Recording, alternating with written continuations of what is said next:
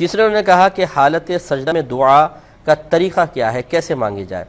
دیکھیں پہلی بات تو یہ کہ آپ فرض کے سجدے میں نہ مانگیں دعا، نوافل کے سجدوں میں نبی کریم صلی اللہ علیہ وسلم سے دعا مانگنا منقول ہے، لیکن اس میں بھی یوں کہ جو آپ یوں نہیں کہ اردو میں دعائیں مانگنا شروع کر دیں، بلکہ جو منقول اور ماثور دعائیں ہیں، نبی کریم صلی اللہ علیہ وسلم نے کوئی دعا مانگی آپ کو یاد ہے اور اس کا مفہوم بھی آپ کے ذہن میں، یہ ہمیشہ یاد رکھیں کہ جب آپ اللہ تعالیٰ کی بارگاہ میں عربک میں کوئی دعا پڑھ رہے ہیں تو جب تک اس کا مفہوم آپ کے ذہن میں نہیں ہوگا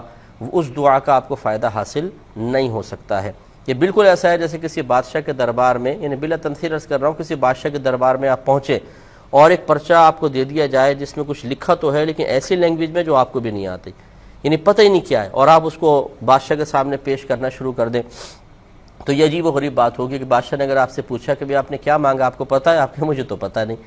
تو ہماری مسجدوں میں بھی ایسے ہی ہوتا ہے کہ امام صاحب عربک میں دعا مانگ رہے ہوتے ہیں، سارے بیٹے آمین آمین آمین، اب ان سے بعد میں پوچھیں کہ امام صاحب نے کہا کیا تھا، کیونکہ کچھ پتہ نہیں کیا کہا تھا۔ حتیٰ کہ اگر اس عوام سے یہ پوچھ لیا جائے نا کہ آمین آپ نے کہا، آمین کا مطلب کیا ہے، وہ کہیں گے یہ بھی نہیں پتہ ہمیں کیا ہے، یعنی اتنی غفلت ہے ہماری کچھ انتہا نہیں۔ تو لہٰذا بہتر یہ ہے کہ آپ منقول دعائیں پڑھیں، اگر پڑھنا چاہیں کرنا چاہیں دعا تو سجدے میں جا کر اور اس کا بھی مفہوم آتا ہو، ورنہ نہ ہی کریں تو بہتر ہے آپ نماز پڑھیں، آخر میں ویسے اردو میں اپنی نماز کے بعد یعنی اردو میں دعا مانگ لیں، وہ بہت اچھا ہے۔